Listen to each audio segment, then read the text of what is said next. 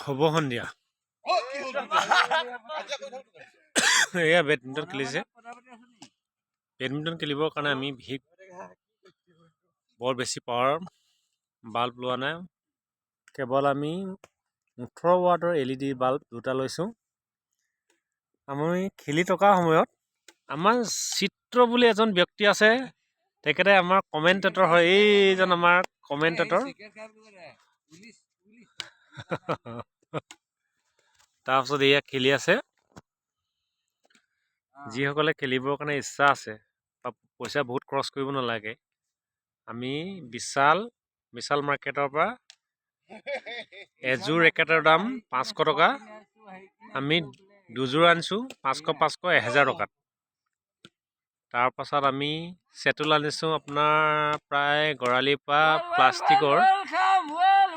100 টকীয়া চেটুল সেই চেটুলে মানে আপুনি প্ৰায় বহুত খেলিব পাৰে আপোনালোকে যদি খেলিব ইচ্ছা কৰিছে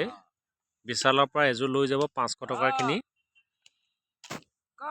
সেই 500 টকাৰে আপোনালোকে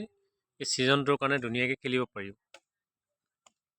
বৰ বিশেষ খৰচ কৰিব নালাগে আপোনালোকে কোনো 200 300 400 ৱাটৰ কোনো বাল্ব লগাব নালাগে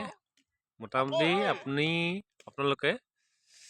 18 ৱাটৰ LED বাল্ব দুটা লগালে হ'ল